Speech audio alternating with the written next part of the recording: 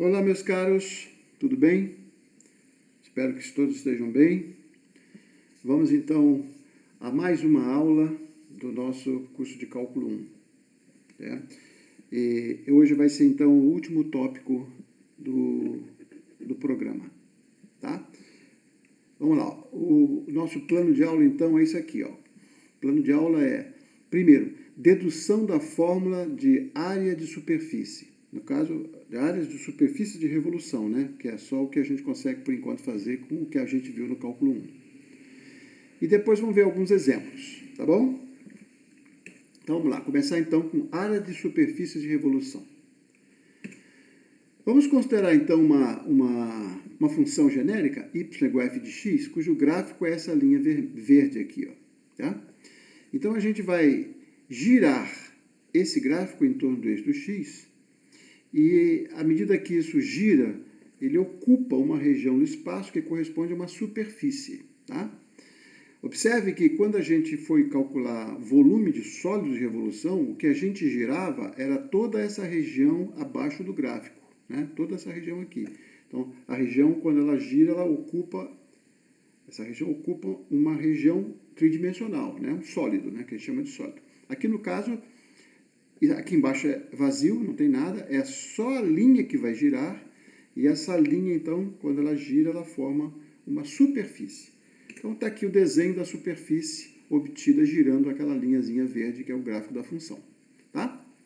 Então, ao girarmos o gráfico de f em torno do eixo do x, esta curva descreve uma superfície de revolução no espaço tridimensional, né? R3. A questão que se coloca é como calcular a área dessa superfície.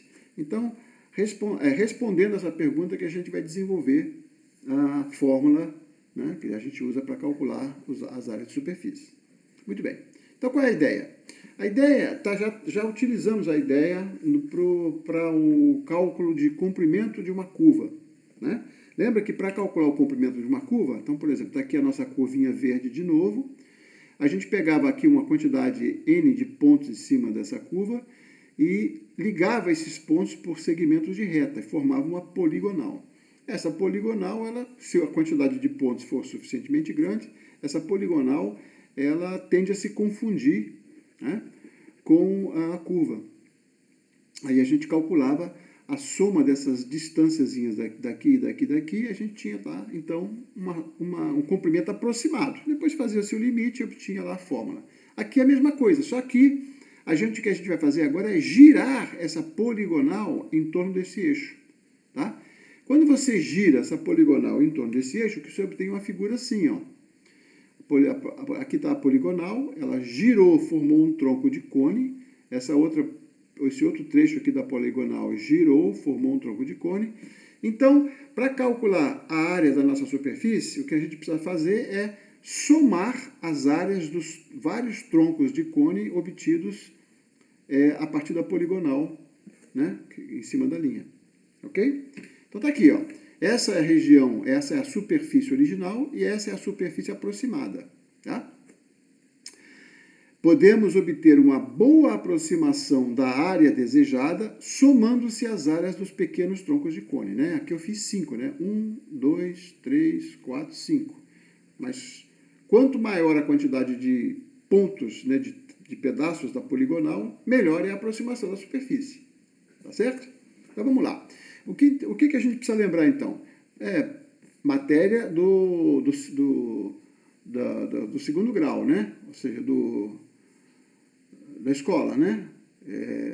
Geometria espacial, ou seja, a área de setores, área de cone, setores de cone, né? Troncos de cone. Vamos lá. Vamos isolar um pequeno tronco de cone referente ao intervalo xi menos 1, xi. Então está aqui, ó, por exemplo, aqui essa linhazinha aqui, ela vai formar uma poligonal aqui, né? Essa seria a primeira. Depois você tem uma outra poligonal aqui, que vai gerar um tronco de cone 2. Esse aqui seria o terceiro, né? Vou chamar de I porque é genérico, né? O ΔLI é o comprimento do segmento que liga os dois pontos, tá? A distância dos dois pontos, tá? Então, vou chamar isso de ΔLI, ok? Então, esse segmentozinho que apareceu aqui, quando ele gira, ele forma um tronco de cone. E aí a gente precisa saber qual é a área do tronco de cone. Então eu coloquei assim, ó. Você se lembra da área lateral de um tronco de cone? Porque, teoricamente, esta matéria, né, a área de um tronco de cone, assim como a área do cone, ela é matéria do ensino médio, né? Mas pode ser que você não tenha visto, pode ser que você tenha esquecido, então vamos deduzir, vamos relembrar. Então, para você calcular a área de um determinado tronco de cone, vamos colocar isso em pé agora, aqui, ó, e vamos esticar essa linha aqui, ó, essa linha do lado de cá e essa linha do lado de cá, tá? Até encontrar o vértice aqui, ó. Os dados do problema do tronco, é o tronco de cone, né? Os dados são o raio da base superior, que eu chamei de R1, o raio da base inferior, que eu chamei R2, e essa distância daqui até aqui, que é o ΔL, que é o segmentozinho, né, que está girando ali, que forma o tronco de cone. Essas são as informações conhecidas.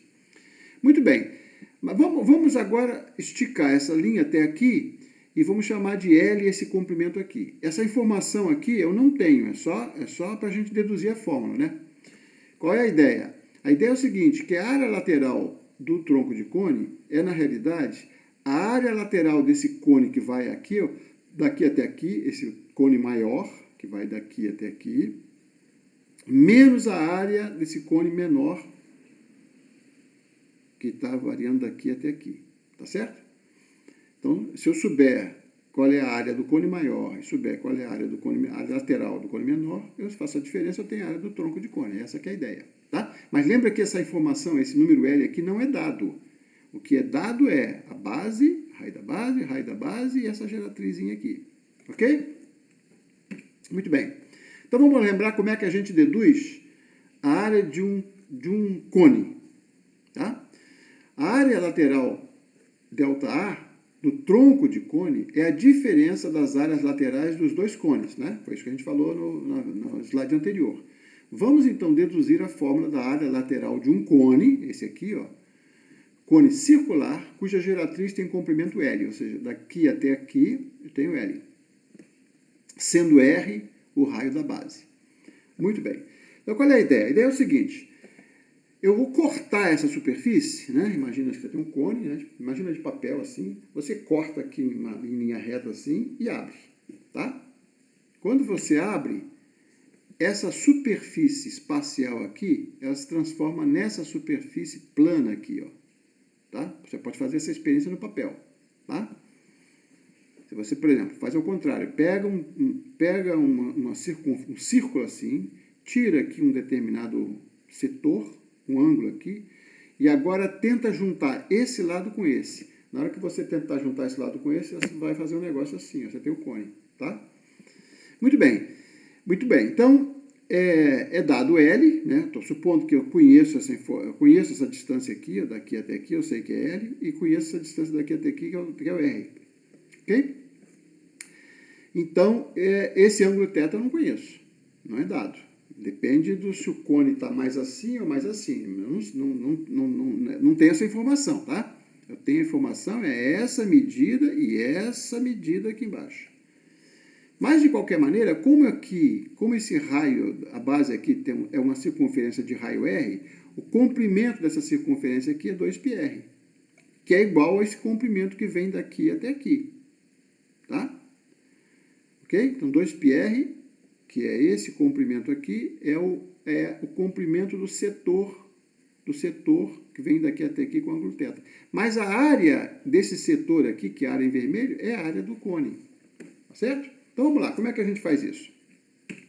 Então, vamos estar aqui nossa figura.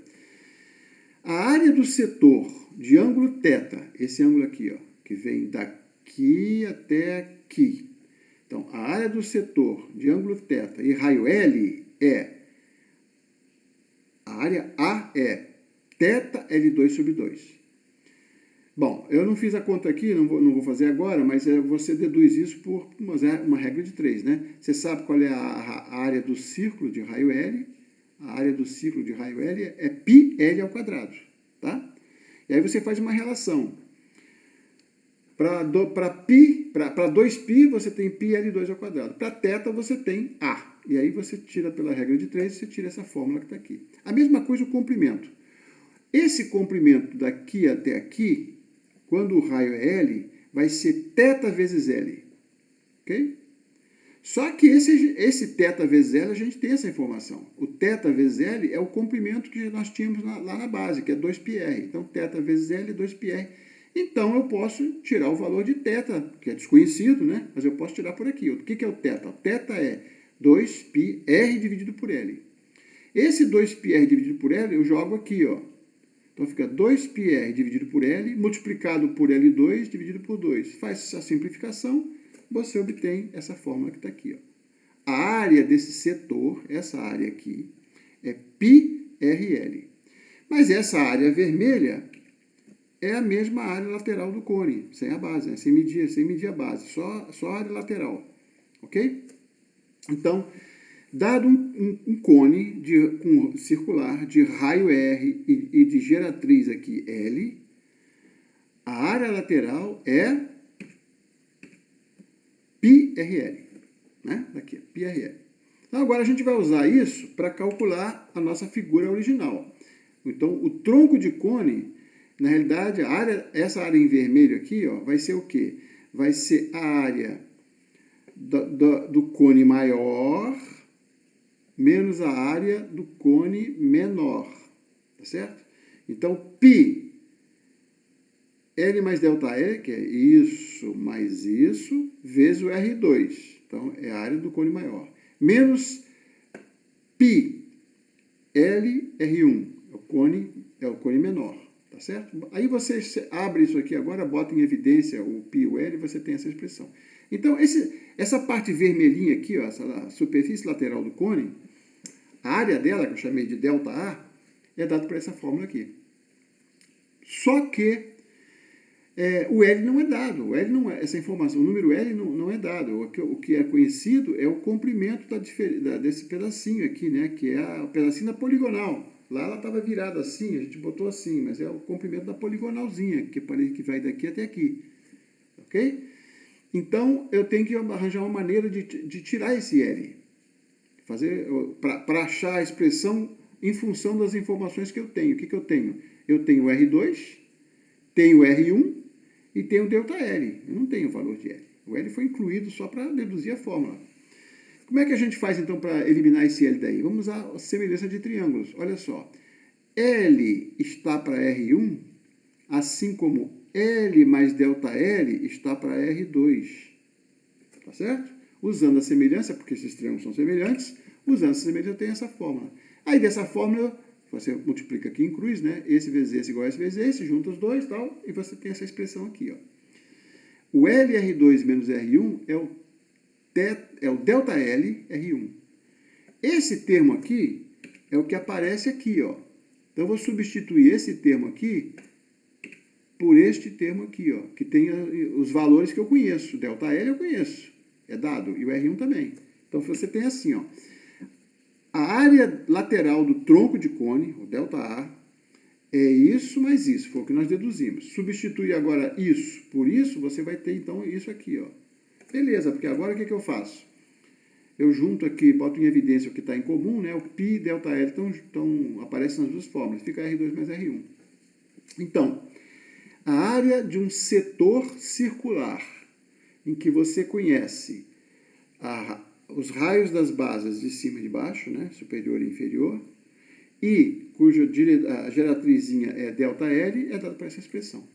Muito bem, então agora vamos voltar para a nossa figura original, ó, que é aquela área desse tronco de cone lá da nossa figura. Na nossa figura, você tem a distância entre esses dois pontos, que a gente vai tirar a fórmula dela, vamos relembrar a fórmula dele já já. Tem esse raio maior aqui, que é o valor da função no ponto xi. Está aqui, ó, R2 é o valor da função no ponto xi, porque é essa altura aqui. Tá? E o raio menor, que está escondido aqui atrás, é o valor da função no ponto xi menos 1. Lembra? Porque a gente dividiu o intervalo, os intervalinhos, estou pegando um intermediário que vai de xi menos 1 até o xi.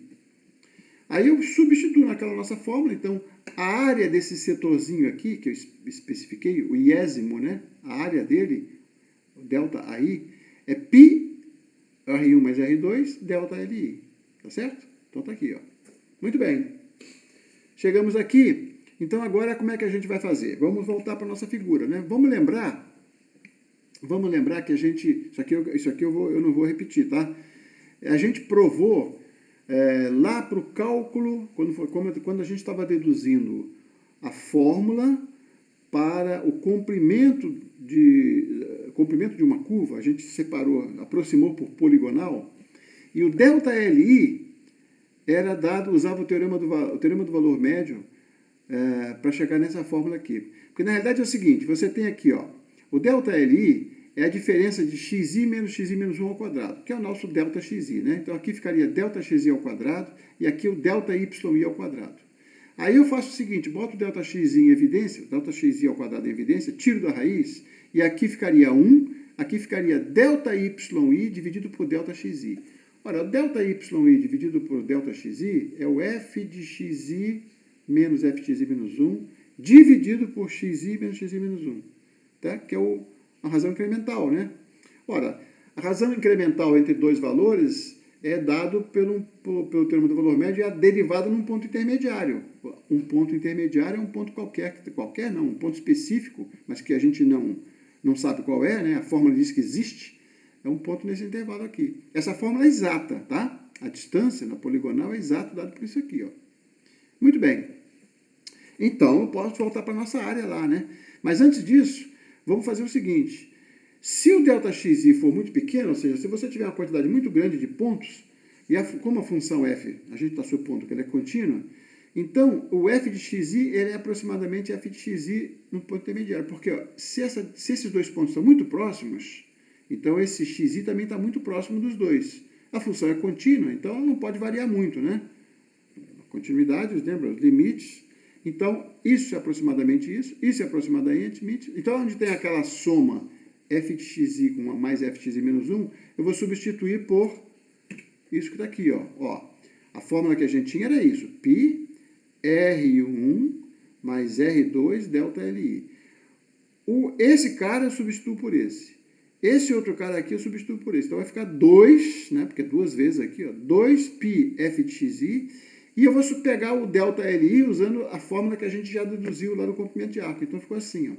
Então o delta, a área do setor, do tronco de cone, um deles, o intermediário qualquer, né? I igual a 5, por exemplo, ó, 4, 3. A área daquele setorzinho é 2π. O valor da função num certo ponto intermediário, a gente não sabe qual é, mas está aqui dentro, multiplicado por 1 mais f' de xi ao quadrado, x' de estrela, vezes delta xi. Então, isso é a área do setor. Então, a gente vai somar. Para pegar todos eles, a gente soma. O I igual a 1, I igual a 2, I igual a 3, I igual a 4, I igual a 5. De modo geral, vai ser de 1 até n, e você tem essa fórmula aqui. Então, isso vai dar o valor aproximado. Essa soma aqui vai ser a área dessa figura vermelha aqui, ó. Essa superfície formada por troncos de cone coladinhos, tá? Mas ela, né, intuitivamente falando, a gente vê que isso aqui é aproximadamente a área original daquela superfície verde que nós vimos lá no início, certo? Então, somando as áreas de todos os pequenos troncos de cone, obtemos a seguinte aproximação para a área A da figura original, que é aquela verde. Muito bem, e aí? O que a gente deduz daí? Olha, isso aqui é uma soma de rima, né? Porque estou somando de 1 até n uma expressão que depende da função multiplicado por um delta xi. Esse delta xi é a distância entre os pontos dos intervalinhos, xi menos 1. Quando o n aumenta, o delta xi diminui, porque o intervalo AB está fixo. Ok? Então, isso é uma soma de rima. Ora, se a função for, por exemplo, a função for contínua e a derivada também for contínua, então isso aqui é uma soma de rima de uma função contínua, e a gente já viu lá no início que se toda função contínua, por exemplo, né, não precisa ser contínua, mas no caso, todas as funções, a soma de rima de uma função contínua converge para a integral definida da função. Tá? É o resultado. Então, está aqui, ó. Observando que o somatório acima é uma soma de rima desta função aqui, a área da região inicial é obtida após passagem ao limite, quando n tende para infinito, naquela soma de rima. E aí obtém a fórmula. Esta é a fórmula que a gente tem que memorizar, tá? Que define, ou que determina a área de uma superfície gerada pelo gráfico de uma função que está girando em torno do eixo do x. Tá? É 2π vezes o valor da função, raiz quadrada de 1 mais f' de x ao quadrado. Observe que se eu tirar o f de x daqui, ó, e deixar o π, 2π, você tem a área do comprimento, você tem a fórmula do comprimento da curva. Com esse f de x aqui, né, mudando eventualmente um pouquinho aqui, você tem a área da superfície de revolução. Então essa é a fórmula que a gente obteve com o método de exaustão, no caso específicos e figura de rotação, tá? Vamos aos exemplos, então? Vamos ver os exemplos. Vamos lá. Exemplos. Primeiro exemplo é mais simples, né? Vamos fazer uma que não dá muito trabalho. Calcular a área lateral, A, da superfície gerada pela rotação em torno do eixo do x, aqui, ó, estou girando em torno do eixo do x, do gráfico da função 2 raiz de x, tá? Lembra que o raiz de x é uma curva, né, uma parábola deitada assim. Y igual a x2 é assim, tá? Y igual a raiz de x é assim, a parábola que está assim, né? Então, eu estou pegando a parte positiva da raiz, estou pegando só essa função que está aqui. O gráfico dele faz isso, ó. Vem para cá, vai para cá, vai para cá, ok? De 0 até 1 está aqui. Quando eu giro essa superfície em torno do eixo do x, tem esse paraboloide aí, né? É um paraboloide que está nesse formato assim. Ok? Muito bem. Então, eu quero calcular a área dessa superfície aqui meio amarronzada aqui, ó. Tá? Tá? Então, como é que eu vou fazer? Bom, vou usar a fórmula, né? Para a fórmula, eu preciso a função, ok? Está lá dada, né? Aqui a função, ela é dada nesse intervalo. Eu preciso calcular a derivada disso. Eu calculo a derivada, está aqui. E aí eu vou substituir. A área é 2π, esse 2π está na fórmula, está lá na fórmula. 2π, aqui ó, 2π, f de x, raiz quadrada de 1 mais f' de x, e o delta xi que vai se transformar em dx, né? Então, está aqui ó, 2π, a função é essa, a derivada é essa aqui, mas é a derivada ao quadrado, então fica 1 mais x, tá certo? Então ficou esse 2 pode vir para cá, vai ficar 4. Então a área vai ficar 4π, integral de 0 até 1, de raiz de x, raiz quadrada de 1 mais 1 sobre x dx. Bom, vamos simplificar um pouco, né? Porque esse 1 aqui eu posso escrever como sendo x sobre x, tá? X sobre x é 1. X sobre x somado com 1 sobre x vai ficar x mais 1, o denominador é o mesmo, né? Fica x. Então fica assim, raiz quadrada de x mais 1 dividido por x. Só que a raiz quadrada de um quociente, a raiz quadrada de A sobre B, é a raiz quadrada de A dividido por raiz quadrada de B. Então vai ficar raiz quadrada de x mais 1 dividido pela raiz de x. Beleza, porque essa divisão, que vai ficar um raiz de x no denominador, vai se cancelar com esse. Ó. Então você fica com essa fórmula. Ó. O 2 vem para cá, fica 4. O x mais 1 é na raiz daqui. E a raiz de x no denominador simplifica com essa raiz de x que está no numerador, ela vai embora. Então fica essa fórmula aqui. Bom, então a integral simples. A integral 0 até π está aqui. Então vou calcular. Como é que a gente calcula essa integral? Vamos fazer uma substituição simples. Vou fazer u igual a x mais 1. Tá? Se o u for igual a x mais 1, então o du é igual a dx. Ok? Então, eu vou substituir aqui, ó. Vou substituir o x mais 1 por u, vai ficar a raiz de u. O dx, que é igual a du, vai ficar aqui. Agora, a gente pode fazer direto aquela transformação, né? Em vez de calcular uma integral indefinida, achar a primitiva, voltar para a variável e substituir os valores 0 e 1, eu posso substituir direto os valores correspondentes na variável u. Tá? Então, por exemplo, quando o x é 0, esse x é 0, o u vai ficar 0 mais 1, que é 1. Quando o x for 1, aqui, ó, 1 mais 1 dá 2, está aqui, ó. Então, na variável u, o intervalo de integração é 1, 2. Agora, toma cuidado, quando a gente falou isso lá atrás, para que valha essa substituição que eu estou fazendo aqui nos limites de integração, essa função mudança de variáveis, por exemplo, aqui no caso, U é função de x, é uma reta, né? U é uma reta. U é a bissetriz transladada para uma unidade para cima. Então, essa função é injetiva. É preciso que a função, é uma condição, tem que ser injetiva para que você possa fazer essa conta assim. Ela tem que ser crescente ou decrescente. Injetiva em uma dimensão é isso. Tem que ser crescente ou decrescente. Tá? Então, tá aqui. Então, ficou essa integral. Bom, aqui é uma integral potência, não é? Raiz de U é U elevado a meio. Então, a fórmula a gente sabe. O 4π se mantém. U elevado a meio, você vai ter que somar 1, vai ficar U elevado a 3 meio dividido pelo 3 meios, né? U elevado a N, a primitiva é U elevado a N mais 1 dividido por N mais 1. Então, está aqui, essa é a resposta. Muito bem, então agora eu vou substituir o U por 2, vou botar nessa fórmula aqui, depois U por 1, agora sim usando o teorema fundamental do cálculo. Então, 2 elevado a 3 meios é a mesma coisa que 2 raiz de 2. Tá? E 1 elevado a 3 meio é 1. E esse número aqui, ó, o 2, ele é denominador do denominador. Então, ele vai lá para cima multiplicando. Vai ficar 8π sobre 3. Então, esses números aqui ficaram 8π sobre 3. E agora o valor de U no ponto 2, que dá isso, menos esse valor de U aqui no ponto 1, que dá isso. Pronto, está aqui a área. Esta fórmula aqui, essa expressão aqui, é o valor numérico, né? Sem unidades, né? As unidades dependem se você está medindo os eixos com centímetros ou metros, ou enfim, a unidade que for. Essa é a área da superfície de revolução daquele paraboloide. Ok? Muito bem. Então, numa página aqui, a gente achou a área daquela figura que estava lá. Essa figura aqui. Ok? Vamos para o segundo exemplo. O segundo exemplo é um pouco mais elaborado, né?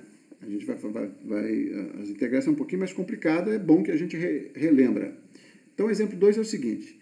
Calcular a área lateral A da superfície, que é essa que está essa roxa aqui, ó, gerada pela rotação em torno do eixo x do gráfico D, que também é uma parábola, né? Y igual a x2 sobre 2. Essa parábola que vem daqui, ó, vai para lá, tá? Só que está dividido por 2. Ok? No intervalo que vai de 0 até 1. Então, de novo, a mesma coisa, né?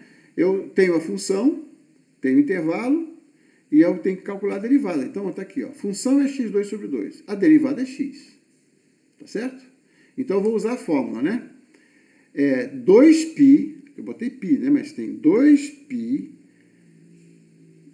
que multiplica a integral no intervalo 0 a 1, desta função aqui, x2 sobre 2, então aqui ficaria x2 sobre 2, aqui tem um 2, cancela, né? O 2 do denominador com 2 do numerador aqui, cancela, fica só x2. E depois tem a raiz quadrada de 1 mais f' de x ao quadrado, ou seja, x2, então vai ficar assim, ó. Então essa é a integral que eu tenho que calcular para obter a área daquela outra figura, essa figura roxa aí, ó. Tá? Muito bem, vamos lá. Como é que eu vou resolver essa integral? Ora, tem uma raiz quadrada de uma forma quadrática aqui, né? De 1 mais x2. Então, aqui está pedindo o quê? Está pedindo substituição trigonométrica, né? Chamando x de tangente. Porque 1 mais tangente ao quadrado é igual a secante ao quadrado. E secante ao quadrado, com a raiz, some o quadrado, fica só secante, tá? Então, vamos lá. Qual vai ser a substituição trigonométrica? Vou fazer x igual a tangente. Então, se eu fizer x igual a tangente, então aqui fica tangente ao quadrado, aqui fica secante. Mas tem o dx. O dx é a derivada da tangente, é secante ao quadrado, né? Dx é a secante ao quadrado de θ, dθ. Ok? Então, tem que substituir, né? Tangente ao quadrado, secante, secante quadrado. Então, ficou tangente ao quadrado, secante ao cubo. Ok? Do intervalo 0, 1. Mas agora a gente pode ver também o seguinte. Quando o x, aqui está a transformação do x aqui, ó. Quando o x for 0, qual o valor do ângulo cuja tangente é 0? É 0. Tá? Lembra que a gente está usando a parte principal da tangente, né? A tangente definida na parte principal, que é de menos π sobre 2 a π sobre 2.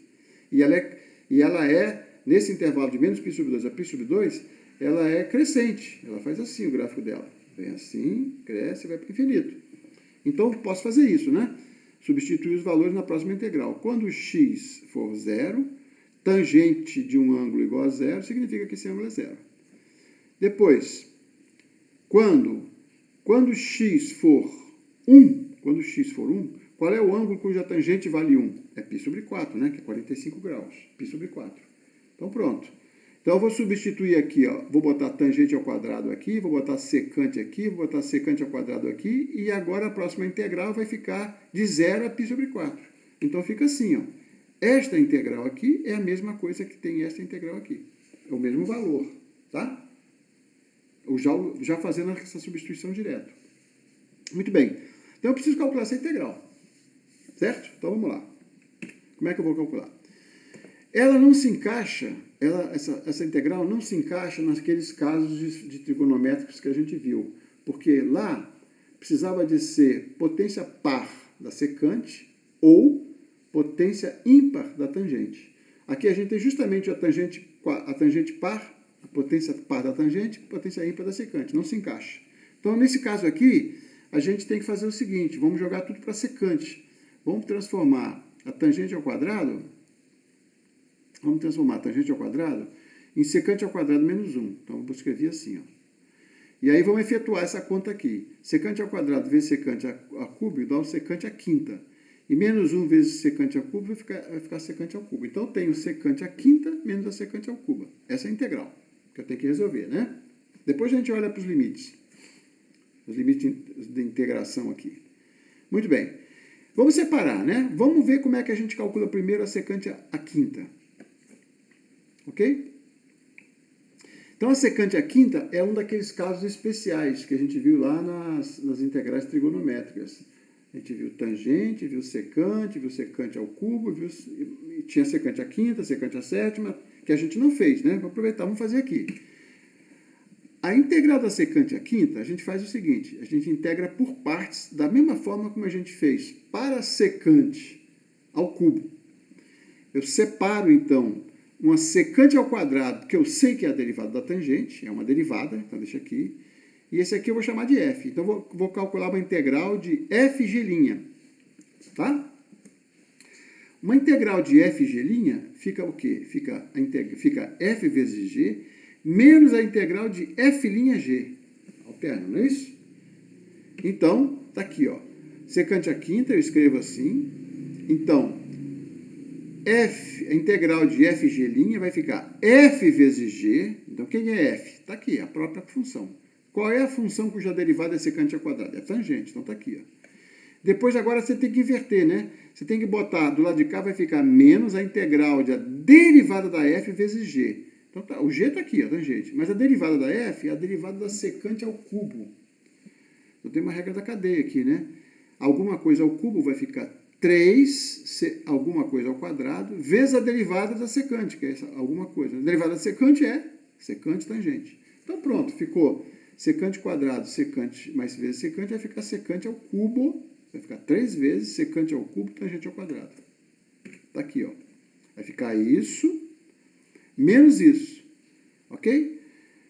Bom, vamos limpar isso aqui, né? Eu vou escrever aqui, essa integral, está aqui o resultado dela. Vamos esquecer essa parte aqui, tá? Aqui foi só para cair na expressão. Então, vai ficar assim, ó. Secante ao cubo tangente, tá certo? Veja bem, ó. Secante ao cubo tangente, menos 3 vezes essa parte aqui, secante quadrado. Então, botei aqui, tá? Secante quadrado. Agora, olha só. Aqui tem uma coisa interessante. Para calcular a integral da secante à quinta, eu usei integração por partes e acabei chegando na mesma que eu tinha aqui, ó, original, tá? Então, o que eu vou fazer? Vou fazer o seguinte, esta integral, que é o que eu quero calcular, vai ser isto tudo que está aqui, menos a integral da secante ao cubo, né? Porque a secante à quinta é isso que está aqui, tá? Então, essa integral é igual a isto menos isto, menos a integral do secante ao cubo. Tá? Tá claro? Só que aí, isto igual a isto, menos isso, esse menos 3 secante ao cubo tangente ao quadrado, junto com essa, passa para o lado de lá. Aquele mesmo truque de sempre, que apareceu em várias situações. Tá certo? Então, eu chamei a atenção aqui, ó. Essa integral aqui, que eu tinha originalmente, que eu estou querendo calcular, né? Essa é que eu quero calcular. Eu desmembrei para ficar assim. E aí, quando eu fui tentar calcular essa aqui separadamente, eu vi que apareceu de novo aquela que eu tinha, né? Quando a gente integrou por partes. Então, agora eu vou fazer aquela jogada. Eu vou pegar esse menos 3 que está aqui, vou passar para o lado de lá da equação, vai ficar 4, né? Então, ficou assim, ó. 4 tangente quadrado secante ao cubo é igual secante ao cubo tangente menos a integral da secante ao cubo. Essa integral da secante ao cubo é essa que está aqui, ó. Tá? Então, ficou aqui. Bom, mas essa aqui a gente já fez, porque era uma daquelas especiais que a gente fez. A integral da secante ao cubo é meio da secante tangente mais meio do logaritmo da secante mais tangente, tá? Isso a gente já fez atrás, eu peço que vocês revisem. É uma daquelas especiais, tá? Então tá aqui, ó. Isto eu repeti aqui. E menos essa integral aqui é menos meio secante tangente, menos meio logaritmo da secante mais tangente. Beleza, então calculamos. Agora o que eu faço? Então pego essa 4 aqui e divido tudo por 4. Então vai ficar assim, ó. A tangente quadrada secante ao cubo é 1/4 da secante ao cubo tangente, menos 1/8 da secante tangente, menos 1/8 do logaritmo da secante mais tangente. Beleza. Ok? Resolvemos. Muito bem. Agora vamos voltar então para o valor. A integral que a gente quer é π vezes a integral de 0 até π sobre 4. Certo? Então vou repetir aqui, ó. A área é π vezes essa integral de 0 até π sobre 4. Então fica π sobre 4, né? Porque nós tínhamos 1/4 aqui. Π sobre 4 disso, que eu vou calcular nessas extremidades, menos π sobre 8 disso, que eu vou calcular nesse intervalo, menos π sobre 8 disso, tudo que está aqui, calculado de 0 a π sobre 4. Então vamos ver, o que a gente sabe? A gente sabe que a secante de π sobre 4 é secante de 45. Secante é o inverso do cosseno, né? E o cosseno a gente sabe. O cosseno de 45 é raiz de 2 sobre 2. Tá? Então, a secante é o inverso disso, que é raiz de 2. Tá certo? A tangente de π sobre 4 a gente sabe, é 1. Secante de 0 é o inverso do cosseno de 0. O cosseno de 0 é 1, então o inverso também é 1. E a tangente de 0 a gente sabe que é 0. Então, pronto, eu tenho todos os valores aqui. Ó. Então, no ponto π sobre 4, eu vou substituir isto e isto. Em todos eles. Depois, quando eu for pegar o 0, aonde tiver tangente vai se anular. Então, vai ficar o quê? Vamos lá. Aqui, ó. π sobre 4, raiz de 2 ao cubo, então é 2 raiz de 2, mais tangente de π sobre 4, que é 1. Tá? Então, você faz a conta, substitui, você vai ter o seguinte, ó, você vai ter essa fórmula que está aqui. Ó, tá? Vou deixar vocês verificarem, né? Fazerem a aplicação do teorema fundamental do cálculo nesta primitiva que a gente calculou. Tá? O que a gente está fazendo aqui é isso. Ó. Essa é a primitiva. Tá? A área é π vezes a integral de 0 a π sobre 4 desta função. Então, é esta função, multiplicada por π, calculada no ponto π sobre 4, menos no ponto 0. Tá certo? Foi isso que a gente fez. Está aqui, ó. Calculado em π sobre 4, menos no ponto 0. Então, vai achar essa fórmula que está aqui. Ou seja, a área daquela figura, aquela corneta lá, né, é tratada por esse valor aí. Ok?